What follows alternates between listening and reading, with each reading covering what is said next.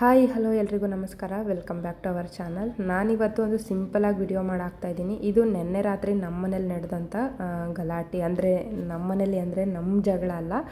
So ಓನರ್ಗೂ ಮತ್ತು ಇಲ್ಲೇ ಅಕ್ಕಪಕ್ಕದ ಮನೆಯವ್ರಿಗೂ ನಡೆದಂಥ ಗಲಾಟೆಲಿ ಇವಾಗ ನಾವು ಬಾಡಿಗೆಗಿದ್ವಲ್ಲ ಆ ಮನೆಗೆ ಬಂದು ಈ ಥರ ವಿಂಡೋಸ್ನೆಲ್ಲ ಒಡೆದು ತುಂಬ ಒಂದು 20-30 ಜನ ಬಂದು ಗಲಾಟೆ ಮಾಡಿ ಶೂ ಅವ್ರಿಗೂ ಕೂಡ ಕೂಗಾಡಿಕೊಂಡು ಚಪ್ಪಲೆಲ್ಲ ತೋರಿಸ್ಕೊಂಡು ತುಂಬ ಏನೇನೋ ಕೆಟ್ಟ ವಜ್ಜ ಪದಗಳಿಂದ ಬೈಕೊಂಡು ಸೊ ಇಷ್ಟೆಲ್ಲ ರಂಪು ರಾಮಾಯಣ ಮಾಡಾಕಿದ್ರು.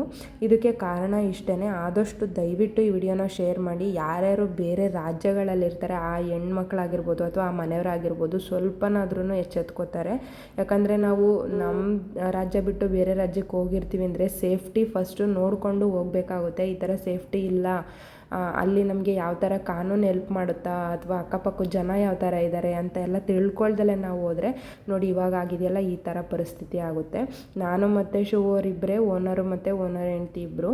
ಸೊ ನಾವು ಶಿವೋರಿನ ಡ್ಯೂಟಿಯಿಂದ ಬಂದಿರಲಿಲ್ಲ. ಟೈಮ್ ಆಲ್ರೆಡಿ 10:30 ಆಗಿತ್ತು. ಸೊ ಡ್ಯೂಟಿಯಿಂದ ಬಂದ ತಕ್ಷಣವೇ ನಾನು ಅವ್ರು ಬರೋಷ್ಟರೊಳಗೆ ಊಟ ಮಾಡಿದ್ದೆ. ಯಾಕಂದರೆ ನಾನು ಟ್ಯಾಬ್ಲೆಟ್ ತೊಗೋಬೇಕು, ಹಾಗಾಗಿ ನಾನು ಫಸ್ಟಿಗೆ ಊಟ ಮಾಡ್ಕೊಂಬಿಟ್ಟಿದ್ದೆ. ಅವ್ರು ಬಂದಮೇಲೆ ಊಟಕ್ಕೆ ಅಂತ ಕೂತ್ಕೊಂಡ್ರು. ನಾನು ಅಷ್ಟರೊಳಗೆ ಊಟ ಮಾಡಿ ಮಾತ್ರೆ ತೊಗೊಂಡು ಮಲ್ಕೊಂಡಿದ್ದೆ. ಅವ್ರು ಬಂದ ತಕ್ಷಣವೇ ಕೈಕಾಲು ಮುಖ ತೊಳ್ಕೊಂಡು ಫ್ರೆಶ್ ಅಪ್ ಆಗಿ ಊಟಕ್ಕೆ ಅಂತ ಕೂತ್ಕೊಂಡ್ರು. ಆಮೇಲೆ ಓನರ್ ಬಂದು ಕರೆದ್ರು. ನಾನು ಮೊದಲಿಗೆ ಹೇಳಿದೆ ಇಷ್ಟೊತ್ತಲ್ಲಿ ಏನಕ್ಕೋ ಕರೀತಿದ್ದಾರೆ, ಬೇಡ ನಿಮ್ಮ ಪಾಡಿಗೆ ನೀವು ಊಟ ಮಾಡಿ ಬೆಳಗ್ಗೆ ಮತ್ತೆ ಡ್ಯೂಟಿಗೆ ಹೋಗೋದಿರುತ್ತೆ ಅಂತ. ಸೊ ಏನಕ್ಕೋ ಕರೀತಿದ್ದಾರೆ ನೋಡ್ತೀನಿ ಅಂದ್ಬಿಟ್ಟು ಊಟಕ್ಕೆ ಊಟಕ್ಕೇ ಬಿಟ್ಬಿಟ್ಟು ಎದ್ದೋಗಿ ಕೇಳಿದ್ರು. ಸ್ವಲ್ಪ ಆಚೆ ಯಾರೋ ಡ್ರಿಂಕ್ಸ್ ಮಾಡ್ತಿದ್ದಾರೆ, ನೋಡೋಣ ಬಾ ಅಂತಂದರು. ಮಾಮೂಲಿ ಇನ್ನೇನು ಓನರ್ ಅಲ್ವಾ ಕರೆದಿದ್ದಾರೆ ಅಂತೇಳಿ ಇವ್ರು ಹೋದರು. ಹೀಗೆ ಅವರವರು ಬೆಂಗಾಲಿ ಲ್ಯಾಂಗ್ವೇಜಲ್ಲಿ ಮಾತಾಡ್ಕೋತಾ ಇದ್ದಾರೆ. ಇವರು ಶಿವರು ನಿಂತ್ಕೊಂಡಿದ್ರು. ನಾನು ಗೇಟಿಂದ ಆಚೆ ನಿಂತ್ಕೊಂಡು ನೋಡ್ತಾ ಇದ್ದೆ ಏನು ಮಾತಾಡ್ತಿದ್ದಾರೆ ಅಂತ ಹೇಳ್ಬಿಟ್ಟು.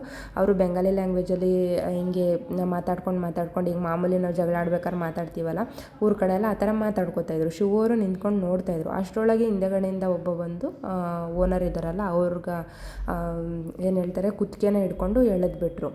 ಸೊ ಆಮೇಲೆ ಇನ್ನೊಬ್ಬ ಬಂದು ಹಿಂದೆಗಡೆಯಿಂದ ಅವ್ರನ್ನ ಹಿಡ್ಕೊಳಕ್ಕೆ ಬಂದ. ಆವಾಗ ಏನು ಮಾಡಿದ್ರು, ಶಿವರು ಹಿಂದೆಗಡೆ ಹಿಡ್ಕೊಳಕ್ಕೆ ಬಂದಿದ್ನಲ್ಲ ಅವನ್ನ ಹಿಡಿದು ಕೆಳಕ್ಕೆ ಎಳೆದ ತಕ್ಷಣ ಹಿಂದಕ್ಕೆ ಅವನು ಕೆಳಗಡೆ ಬಿದ್ದ. ಆಮೇಲೆ ಈ ಓನರ್ ಏನು ಮಾಡಿದ್ರು, ಮುಂದೆಗಡೆ ಓನರ್ನ ಹಿಡ್ಕೊಂಡಿದ್ರಲ್ಲ ಅವನನ್ನು ನೂಕ್ಬಿಟ್ರು. ಅವನು ಕೂಡ ಕೆಳಗಡೆ ಬಿದ್ದ ತಕ್ಷಣ ಅವರು 1 ಸೆಕೆಂಡ್ ಕೂಡ ಅಲ್ಲಿರಲಿಲ್ಲ. ಅಲ್ಲಿಂದ ಅವರು ಹೊರಟೋದ್ರು ಮನೆಗೆ. ಅವ್ರು ಆ ಕಡೆ ಮನೆಗೆ ಹೋದ ತಕ್ಷಣ ನನಗೆ ಗೊತ್ತಿಲ್ಲ, ನಾನು ಆ್ಯಕ್ಚುಲಾಗಿ ಗೇಟ್ನ ಬೀಗ ಹಾಕೋದು ನಾವು ಒಂದು ಊಟ ಎಲ್ಲ ಮುಗಿಸಿ ಸ್ವಲ್ಪ ಹೊತ್ತು ಆಚೆ ಓಡಾಡಿ ಆಮೇಲೆ ನಾನು ಗೇಟ್ ಲಾಕ್ ಹಾಕ್ತಿದ್ದೆ. ನನಗೆ ಗೊತ್ತಿಲ್ಲ, ನಾನು ತಕ್ಷಣ ಲಾಕ್ ಮಾಡಬೇಕು ಅನ್ನಿಸ್ತು. ಲಾಕ್ ಮಾಡಿದೆ, ಡೋರ್ನು ಕೂಡ ಲಾಕ್ ಮಾಡ್ಕೊಂಡೆ. ಒಳಗಡೆ ಮತ್ತೆ ಅರ್ಧ ಊಟ ಮಾಡಿ ಹೋಗಿದ್ರಲ್ಲ ಶಿವರಿಗೆ ತಟ್ಟೆ ಕೊಟ್ಟೆ. ಅವರು ಮತ್ತೆ ಊಟಕ್ಕೆ ಅಂತ ಕೂತ್ಕೊಂಡ್ರು. ಅಷ್ಟರೊಳಗೆ ಫುಲ್ಲು ಅವರು ಫ್ಯಾಮಿಲಿಗಳು ಅವ್ರ ಅಕ್ಕಪಕ್ಕದ ಮನೇಲಿರೋ ಅವ್ರು ಯಾರ್ಯಾರೋ ಗೊತ್ತಿಲ್ಲ ಬಂದು ಕರ್ಕೊಂಡು ಬಂದು ಫಸ್ಟು ಡೈರೆಕ್ಟು ಓನರ್ ಮನೆ ಹತ್ರ ಹೋದರು. ನಾನೇನು ಮಾಡಿದೆ, ಕೂಗಾಡ್ತಿದ್ರಲ್ಲ ಇವರು, ಮತ್ತೆ ಊಟನ ಅರ್ಧಕ್ಕೆ ಬಿಟ್ಟು ಶಿವರು ನಾವು ಮನೆ ಒಳಗಡೆಯಿಂದನೇ ಹೋಗ್ಬೋದಲ್ವ ಓನರ್ ಮನೆ ಒಳಗೆ, ಆ ಕಡೆ ಹೋದರು. ನಾನು ಈ ಕಡೆ ಕಿಟಕಿ ಎಲ್ಲ ಹಾಕಿರಲಿಲ್ಲಲ್ವ, ಕಿಟಕಿ ಹಾಕೋಣ ಅಂತ ನೋಡಿದ್ನಲ್ಲ ಆವಾಗ ಆಚೆ ಲೈಟ್ ಆನ್ ಇತ್ತಲ್ಲ, ಆ ಲೈಟ್ ಆನ್ ಇರೋದು ನೋಡಿ ನಮ್ಮನೆ ಕಡೆ ಬಂದು ಶಿವರು ಅವನನ್ನು ಎಳ್ದಿದ್ರಲ್ಲ ಹಿಂದಕ್ಕೆ. ಸೊ ಇವಾಗ ನೀವು ನೋಡ್ತಾ ಇರ್ಬೋದು ಊಟನೂ ಕೂಡ ಅರ್ಧಂಬರ್ಧ ಆಗೇ ಬಿಟ್ಟಿದ್ದಾರೆ, ಎಲ್ಲ ಪೂರ್ತಿ ಅಡುಗೆ ಆಗೇ ಇದೆ. ಇವನು ಕೂಡ ಹೇಳ್ದ, ಇವನು ಯಾರು ಎಳೀಲಿಕ್ಕೆ ಹಂಗೆ ಹಿಂಗೆ ಅಂದ್ಬಿಟ್ಟು. ಬರೀ ಹೆಣ್ಮಕ್ಳು ಎಷ್ಟು ಕೆಟ್ಟದಾಗಿ ಮಾತಾಡೋದ್ರು ಅಂತಂದರೆ, ಇಷ್ಟು ಕಚಡವಾಗಿ ಮಾತಾಡೋ ಹೆಣ್ಮಕ್ಳನ್ನ ನಾನು ನಿಜವಾಗ್ಲೂ ನೋಡಲಿಲ್ಲ. ಹಳ್ಳಿ ಕಡೆಯಲ್ಲಿ ಮಾತಾಡ್ತಾರೆ, ಏನು 1-2-3 ಕೆಟ್ಟ ಪದ ಮಾತಾಡ್ಬೋದು. ಬಟ್ ಇವರು ಒಬ್ಬ ದೇಶಕಾಯ ಯೋಧ ಅನ್ನೋದು ನೋಡ್ದಲೇ, ಒಬ್ಬ ಅವರು ಮನೆ ಓನರ್ ಎಷ್ಟೋ ಅವ್ರು ಹಿರಿಯೋರಿದ್ದಾರೆ ಅವ್ರನ್ನು ನೋಡ್ದಲ್ಲ ಅಷ್ಟು ಕೆಟ್ಟದಾಗಿ ಆ 3 ಜನ ಈ ಹೆಂಗಸರು ನೀವು ನೋಡ್ತಾ ಇರ್ಬೋದು, ನಾನು ವಿಡಿಯೋದಲ್ಲಿ ತೋರಿಸ್ತಾ ಇದ್ದೀನಿ, ತುಂಬ ಕೆಟ್ಟದಾಗಿ ಬೈಯೋಕ್ಕೆ ಶುರು ಮಾಡಿಕೊಂಡ್ರು. ಅದರಲ್ಲೂ ಇವಳೊಬ್ಳು ನೈಟಿ ಹಾಕೊಂಡಿದ್ದಾಳೆ, ನೋಡ್ತಾರೆ ವೈಟ್ ಕಲರ್ ನೈಟಿ ಸೋಡಾ ಬುಡ್ಡಿ, ಇನ್ನೊಬ್ಳು ರೆಡ್ ಕಲರ್ ಆ ಕಡೆ ಇದ್ದಾಳೆ. ನಾನು ಲಾಸ್ಟಲ್ಲಿ ಅವ್ರದ್ದೊಂದು ವಿಡಿಯೋ ಹಾಕ್ತೀನಿ, ಅವ್ರು ಮಾತಾಡಿರೋದು ಬೆಂಗಾಲಲ್ಲಿ, ಯಾರಿಗಾದ್ರೂ ಅರ್ಥ ಆದರೆ ಕೇಳ್ಕೊಬೋದು. ತುಂಬ ಕೆಟ್ಟದಾಗಿ ಮಾತಾಡೋಕೆ ನಿಂತ್ಕೊಂಡ್ರು. ನಾವು ಸುಮಾರು ಒಂದು 20-30 ಸಲ ಪೊಲೀಸ್ ಸ್ಟೇಷನಿಗೆ ಕಾಲ್ ಮಾಡಿದ್ದೀನಿ. ಇಲ್ಲಿ ನಿಯರಲ್ಲಿರೋರಿಗೆ ಬರ್ತಾ ಇದ್ದಾರೆ ಅಂತ ಹೇಳಿದವರು ಬರಲೇ ಇಲ್ಲ. ಆ ಕಡೆಯಿಂದ ಓನರು ಅವ್ರದ್ದು ಗೇಟ್ ಲಾಕ್ ಮಾಡಿದರು, ಈ ಕಡೆಯಿಂದ ನಾನು ಲಾಕ್ ಮಾಡ್ಕೊಂಡಿದ್ದೆ. ಸೊ ನಾವು ಆಚೆ ಹೋಗಲಿಲ್ಲ. ಕಾರಣ ಇಷ್ಟೇ, ಏನಕ್ಕೆ ಬೇಕು, ನಮಗೆ ಭಾಷೆ ಬರಲ್ಲ ಏನೂ ಇಲ್ಲ, ಇಲ್ಲಿ ಯಾರ್ದು ಸಪೋರ್ಟ್ ಇಲ್ಲ ಅಂದರೆ ಓನರೂ ಕೂಡ ಫುಲ್ ಗಾಬರಿ ಆಗ್ಬಿಟ್ಟಿದ್ದಾರೆ. ಅವ್ರಿಗೂ ಯಾವುದೂ ಸಪೋರ್ಟ್ ಇಲ್ಲ, ನಮಗಂತೂ ಮೊದಲೇ ಭಾಷೆ ಬರಲ್ಲ, ನಮಗೂ ಯಾವುದೂ ಸಪೋರ್ಟ್ ಇಲ್ಲ. ನಾನು ಲಾಕ್ ತೆಗಿಯೋಕ್ಕೆ ಬಿಡಲಿಲ್ಲ. ಸೊ ಒಳಗಡೆನೇ ನಾನು ಶಿವವ್ರಿಗೆ ಎಲ್ಲೂ ಹೋಗೋಕ್ಕೆ ಬಿಡಲಿಲ್ಲ. ನಾನು ಪೊಲೀಸ್ನವರಿಗೆ ಫೋನ್ ಮಾಡಲಿಕ್ಕೆ ನಿಯರಲ್ಲಿ ಎಲ್ಲೆಲ್ಲಿ ಪೊಲೀಸ್ ಸ್ಟೇಷನ್ ಇದ್ದಾರೆ ಅವ್ರಿಗೆಲ್ಲರಿಗೂ ಕಾಂಟ್ಯಾಕ್ಟ್ ಮಾಡೋಕ್ಕೆ ಪ್ರಯತ್ನ ಪಟ್ಟೆ. ಸುಮಾರು 10:41 ಶುರು ಮಾಡಿದ್ದು, 12 ಗಂಟೆ ಆದ್ರೂ ಪೊಲೀಸ್ನವ್ರು ಬರಲಿಲ್ಲ. ಆಮೇಲೆ ನಾನು ಬೆಂಗಳೂರಿಗೆ ಕಾಲ್ ಮಾಡಿ ಇಲ್ಲಿ ನಡೆದಿರೋದಂತ ಎಲ್ಲ ಹೇಳಿದೆ. ನಾವಿಲ್ಲಿ ಏನಕ್ಕೆ ಬಂದಿದ್ದೀವಿ, ಟ್ರೀಟ್ಮೆಂಟಿಗೋಸ್ಕರ ಬಂದಿದ್ದೀವಿ, ಸುಮಾರು 1-2 ತಿಂಗಳಿಂದ ಇಲ್ಲೇ ಇದ್ದೀವಿ. ಇವಾಗ ನಮ್ಗೆ ಈ ಥರ ಪ್ರಾಬ್ಲಮ್ ಆಗಿದೆ, ನಮ್ಗೆ ಏನು ಮಾಡಬೇಕು ಅಂತ ಗೊತ್ತಾಗ್ತಿಲ್ಲ. ಕೋಲ್ಕತ್ತಾದಲ್ಲಿರೋ ಅಂಥ ನಿಯರ್ ಬೈ ಪೊಲೀಸ್ನವರು ಯಾರೂ ನಮ್ಗೆ ಎಲ್ಪಿಗೆ ಬರ್ತಾಯಿಲ್ಲ. ಸೊ ನೀವು ನನಗೆ ಎಲ್ಪ್ ಮಾಡಿ ಅಂತ ನಾನು ಅವ್ರನ್ನ ಕೇಳ್ಕೊಂಡಾಗ ಅವರು ತಕ್ಷಣ ನಮ್ಮ ಪಿನ್ ಕೋಡ್ ಎಲ್ಲ ತೊಗೊಂಡು ಅಲ್ಲಿ ನಿಯರ್ ಇರೋ ಅಂಥ ಪೊಲೀಸ್ ಸ್ಟೇಷನ್ ನಂಬರ್ ತೊಗೊಂಡು ಅವರು ಕಾಲ್ ಮಾಡಿ ಒಂದು 5 ನಿಮಿಷದೊಳಗಡೆ ಒಬ್ಬ ಕಾನ್ಸ್ಟೇಬಲ್ನ ಕಳಿಸಿದ್ರು. ಅವರು ಜೀಪ್ ತೊಗೊಂಡು ಬಂದರು. ಅವ್ರು ಬಂದ ತಕ್ಷಣವೇ ನಾವು ಅವರಿಂದನೇ ಪೊಲೀಸ್ ಸ್ಟೇಷನಿಗೆ ಬಂದ್ವಿ. ನಾವು ಬರೋದಕ್ಕೂ ಫಸ್ಟೇ ಅವರೆಲ್ಲರೂ ಬಂದು ಆಲ್ರೆಡಿ ನಮ್ಮ ಮೇಲೇ ಕಂಪ್ಲೇಂಟ್ ಕೊಟ್ಟಿದ್ರು. ಅಂದರೆ ನನ್ನ ಮೇಲಿಲ್ಲ, ಅವರು ಓನರ್ ಇದ್ದಾರಲ್ಲ ಅವ್ರ ಮೇಲೆ ಕಂಪ್ಲೇಂಟ್ ಮಾಡಿದರು.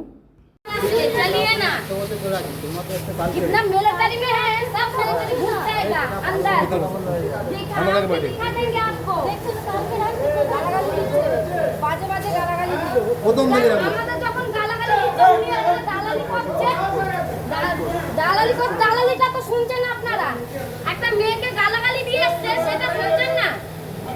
দালালি ভালো শোনে, আরে এখনই দাঁড়িয়ে দাঁড়িয়ে গালাগালি বলছি পাড়ার ছেলেদের তো ডাক্তার বলে মুখ ছিঁড়ে তো মুখ ছিঁড়ে বলবে ওরা ভদ্রলোক। পাড়ার লোকটা কথা তো বলবে, পাড়ার লোকটা মানে কি বলবো, থানা সামনে যে মারবো মারবো বলছো, হ্যাঁ থানা ভিতরে বলে তো বললো কিছু হলে তো পাড়ার ছেলেরাই যাবে। থানার ভিতরে ঢুকবো মারবো, চলো বাড়ি চলো বলছো।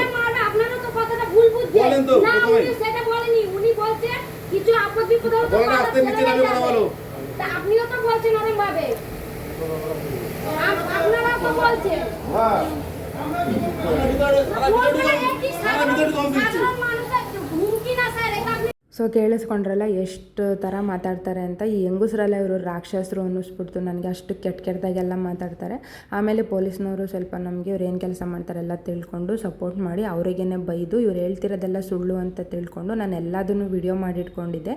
ವಿಡಿಯೋ ಮಾಡಿದ್ರೆ ಅಟ್ಲೀಸ್ಟ್ ಅದು ಎಡಿಟು ಅಂತನಾದರೂ ತಿಳ್ಕೊಬೋದು ಅಂದ್ಕೊಂಡು ನಾನು ಲೈವಲ್ಲೇ ಹೋಗಿದ್ದೆ. ಅದನ್ನೆಲ್ಲ ಅವ್ರಿಗೆ ತೋರಿಸಾದ್ಮೇಲೆ ಅವರು ಸ್ವಲ್ಪ ಆಕ್ಷನ್ ತೊಗೊಂಡು ಆಮೇಲೆ FIR ಹಾಕ್ತೀವಿ ಅಂತ ಹೇಳಿದ್ರು. ಆಮೇಲೆ ಮಾತಾಡಿಕೊಂಡು ಅವನೂ ಕೂಡ ಜಗಳಕ್ಕೆ ಬಂದಿದ್ನಲ್ಲ ಅವನೂ ಕೂಡ ಬಡವ ಇದ್ದಾನೆ. ಸೊ ಏನೋ ಡೆಲಿವರಿ ಬಾಯ್ ಕೆಲಸ ಮಾಡೋದಂತೆ. ಸೊ ಏನೋ ಹೆಂಗಸ್ರಿಂದ ನಾನು ಈ ಥರ ಬಂದಿದ್ದು ತಪ್ಪಾಯಿತು, ನೀವು ಆರ್ಮಿಲಿ ಕೆಲಸ ಮಾಡೋದು ನಿಮ್ಮ ಮೇಲೆ ತುಂಬ ರೆಸ್ಪೆಕ್ಟ್ ಇದೆ, ಸೊ ಅದೇನು ಮಾತಾಡ್ತೀರಾ ನೀವೇ ಮಾತಾಡಿ ಅಂತ ಹೇಳಿದಾಗ ಶಿವು ಎಲ್ಲ ಮಾತಾಡಿ ಸೊ ಒಂದು ಒಪ್ಪಂದಕ್ಕೆ ಬಂದು ಇವಾಗ ಏನು ವಿಂಡೋಸ್ ಎಲ್ಲ ಒಡೆದೋಗಿದೆ ಇದೆಲ್ಲ ಖರ್ಚು ಅವ್ನು ಮಾಡಬೇಕು, ಅವ್ರದ್ದು ಹಾಸ್ಪಿಟಲ್ ಖರ್ಚೇನಿದೆ ಅದನ್ನು ಓನರ್ ಮಾಡಬೇಕು, ಮತ್ತು ಹೋಗ್ತಾ ಬರ್ತಾ ಏನಾದ್ರೂ ಬೈಯೋದು ಅಥವಾ ಏನಾದರೂ ಕೆಟ್ಟದಾಗಿ ನಡ್ಕೊಳ್ಳೋದು ಮಾಡಿದ್ರೆ ಅದಕ್ಕೆ ಕಾನೂನು ಪ್ರಕಾರ ಏನು ಕ್ರಮ ಕೈಗೊಳ್ಳಬೇಕು ಅದನ್ನು ತೊಗೋಬೇಕು ಅಂತ ಹೇಳಿ ಒಂದು ಒಪ್ಪಂದದ ಪತ್ರ ಬರೆಸ್ಕೊಂಡು ಎಲ್ಲರೂ ಸೈನ್ ಹಾಕಿ ಅಲ್ಲಿಂದ ಮನೆಗೆ ಬಂದ್ವಿ. ಮನೆಗೆ ಬಂದು ಪೂರಾ ಗ್ಲಾಸ್ ಎಲ್ಲದನ್ನು ಕ್ಲೀನ್ ಮಾಡಿ ಮನೆ ಕೆಲಸ ಎಲ್ಲ ಮುಗಿಸ್ಕೊಂಡೆ. ನೋಡ್ತಾ ಇರ್ಬೋದು ಪ್ರತಿಯೊಂದು ರಬ್ಬರೂ ಕೂಡ ಹಾಳಾಗಿದೆ, ಆ ಥರ ನಡ್ಕೊಂಡು ಇದೆಲ್ಲ ಇದು ಗ್ಲಾಸ್ ಏನಿದೆ ಇದು ಅದು ಚಪ್ಪಲಿಯಿಂದ ಹೆಂಗಸ್ರಿದ್ರಲ್ಲ ಅವರು ಹೊಡೆದು ಇದು ಮಾಡಿರೋದು. ಸೊ ಓನರ್ ಆ ಕಡೆನೂ ಲಾಕ್ ಮಾಡಿದ್ದು, ನಾವು ಈ ಕಡೆ ಲಾಕ್ ಮಾಡಿದ್ವಲ್ಲ, ಬಾಗಿಲು ತೆಗೀರಿ ಅಂತೇಳಿ ನಾವು ಎರಡು ಕಡೆ ಲಾಕ್ ಮಾಡಿಬಿಟ್ನಲ್ಲ, ಅದಕ್ಕೋಸ್ಕರ ಅವರು ಕಿಟಕಿನೆಲ್ಲ ಹೊಡೆದಾಕಿದ್ರು. ಇದನ್ನು ಇಬ್ಬರು ಲೇಡೀಸು ಇದನ್ನೆಲ್ಲ ಪೂರ್ತಿ ಹೊಡೆದಾಕಿದ್ದು. ಇನ್ನು ಒಂದು ಓಲ್ ಥರ ಇದೆ ಅದನ್ನು ಒಂದು ಪೈಪಿಂದ ಚುಚ್ಚಿ ಇದನ್ನು ಕೂಡ ಹೊಡೆದಾಕಿದ್ರು. ನೋಡ್ತಾ ಇರ್ಬೋದು. ನಿಜವಾಗ್ಲೂ ನನಗೆ ಆ ಕ್ಷಣಕ್ಕೆ ತುಂಬ ಭಯ ಆಗೋಯ್ತು. ಯಾಕಂದರೆ ನಾವು ಬೇರೆ ರಾಜ್ಯಕ್ಕೆ ಬಂದಾಗ ಅಟ್ಲೀಸ್ಟ್ ನಮ್ಗೆ ಎಲ್ಪಿಗೆ ಪೊಲೀಸ್ನವರಾದರೂ ಬರ್ತಾರೆ ತಕ್ಷಣಕ್ಕೆ ಅಂತ ನಾವು ಅಂದ್ಕೊತೀವಲ್ಲ, ಅದು ನಿಜವಾಗ್ಲೂ ನಮ್ಮ ತಪ್ಪು ಕಲ್ಪನೆ. ಸುಮಾರು 1.5-2 ಗಂಟೆ ಆದ್ರೂ ಅವ್ರು ನಮ್ಮ ಸಹಾಯಕ್ಕೆ ಯಾರೂ ಬರಲಿಲ್ಲ. ನಾವೇ ಅಲ್ಲಿಗೆ ಹೋದ್ಮೇಲೆ ಅದು ಅವರು ಅಲ್ಲಿದೇನು ಕ್ರಮ ಇರುತ್ತೆ ಅದನ್ನು ವಿಚಾರಿಸ್ಕೊಂಡು ಆಮೇಲೆ ನಮ್ಮ ಬಗ್ಗೆ ಅವರು ಸ್ವಲ್ಪ ಇದಾಗಿ ಮಾತಾಡಿದ್ದು. ಅದು ಬಿಟ್ಟರೆ ನಾವಿಲ್ಲೇ ಮನೆಯಲ್ಲೇ ಇದ್ದಿದ್ರೆ ಅದೇನಾಗ್ತಿತ್ತು ನನಗೂ ಗೊತ್ತಿಲ್ಲ. ಸೊ ಸಡನ್ನಾಗಿ ಅವ್ರು ಪೊಲೀಸ್ನವ್ರು ಬಂದ ತಕ್ಷಣ ನಾನು ಬೆಂಗಳೂರಿಗೆ ಕಾಲ್ ಮಾಡಿದೆ. ಅವ್ರು ಸಡನ್ನಾಗಿ ಅವ್ರು ಕಾನ್ಸ್ಟೇಬಲ್ ಬಂದ ತಕ್ಷಣ ಅವ್ರ ಹಿಂದೆ ಹೋಗಿ ನಾವು ಅಷ್ಟೆಲ್ಲ ಮಾಡಿಕೊಂಡು ಮನೆಗೆ ಬರೋ ಅಷ್ಟೊತ್ತಿಗೆ ಸುಮಾರು 4 ಗಂಟೆ ಆಗಿತ್ತು. ಸೊ ಒಂದು ದಿನ ಪೂರ್ತಿ ನಿದ್ದೆ ಹಾಳಾಯಿತು, ಮತ್ತು ಒಂಥರ ಬೇಜಾರು ಆಯಿತು. ನಮ್ದಲ್ದಿರೋ ತಪ್ಪಿಗೆ ನಾವು ಪೊಲೀಸ್ ಸ್ಟೇಷನ್ಗೆ ಹೋಗಂಗಾಯ್ತಲ್ಲ ಅಂತ ನಿಜವಾಗ್ಲೂ ತುಂಬ ಬೇಜಾರಾಯಿತು. ಅಲ್ಲಿ ನನಗೇನು ಮಾತು ಬರಲಿಲ್ಲ.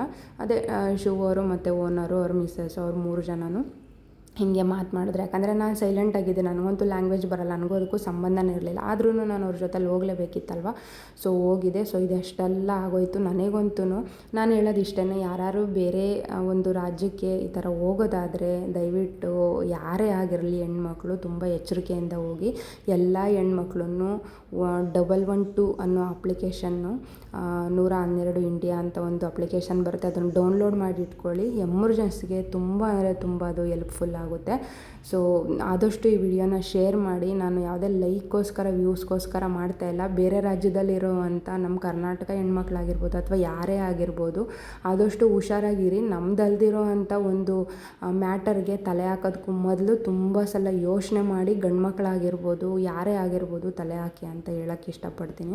ಯಾಕಂದರೆ ಸುಮ್ಮನೆ ಹೋಗೋದು ಯಾರ್ದೋ ಒಂದು ವಿಚಾರಕ್ಕೋಸ್ಕರ ನಾವು ಬಲಿಯಾಗೋದಕ್ಕಿಂತ ನಮಗೇನು ಗೊತ್ತಿಲ್ಲ ಅನ್ನೋ ಥರ ಇದ್ಬಿಟ್ಟು ನಾವು ನಮ್ಮ ಮನೆಗೆ ಹೋಗೋದೈತಲ್ಲ ಅದು ಸೇಫ್ಟಿ. ಯಾರಿಗೋ ನಾವು ಒಳ್ಳೇದು ಮಾಡೋಕ್ಕೆ ಅಂತ ಹೋದರೆ ನಾಳೆ ಮುಂಚೆ ನಮಗೇನೆ ಕೆಟ್ಟದಾಗುತ್ತೆ. ಅದು ಅಷ್ಟು ಜನ ಅಟ್ಲೀಸ್ಟ್ ಅದೊಂದು ಗೇಟ್ ಇಲ್ಲ ಅಂದಿದ್ರೆ ನಮ್ಮ ಪರಿಸ್ಥಿತಿ ನೆನೆಸ್ಕೊಳ್ಳೋಕ್ಕೆ ನನಗೆ ಭಯ ಆಗುತ್ತೆ. ಇವಾಗ ಏನೂ ತಪ್ಪಿಲ್ದಲ್ಲೇ ಒಂದು ಡ್ರಿಂಕ್ಸ್ ಏನಕ್ಕೆ ಇಲ್ಲಿ ಮಾಡ್ತಾಯಿದ್ದೀರಾ ಅನ್ನೋ ಒಂದು ಮ್ಯಾಟ್ರ್ ಇಟ್ಕೊಂಡು ಅಷ್ಟೆಲ್ಲ ಜಗಳ ಆಗೋಯ್ತು. ಅಟ್ಲೀಸ್ಟ್ ಓನರ್ ಆದ್ರೂ ತಿಳ್ಕೊಬೇಕಿತ್ತು, ಅವ್ರು ಆಚೆ ಕಡೆ ಕುಡಿತಿದ್ದಾರೆ, ಏನಾದರೂ ಮಾಡ್ಕೊಳ್ಳಿ ನಮಗೆ ಯಾಕೆ ಅಂತ. ಬಟ್ ಅವರು ಆ ಥರ ತಿಳ್ಕೊಂಡಿಲ್ಲ. ಕೇಳಿದ್ದು ಇವ್ರದ್ದು ತಪ್ಪು. ಸೊ ಪಟ್ಟಂತ ಹೊಡೆಯೋಕ್ಕೆ ಬಂದಿದ್ದು ಅವ್ರದ್ದು ತಪ್ಪು. ಇಲ್ಲಿ ಏನು ತಪ್ಪಿಲ್ದಲ್ಲೇ ಸಿಗಾಕೊಂಡಿದ್ದು ಅಂದರೆ ಶಿವು ಅವರು.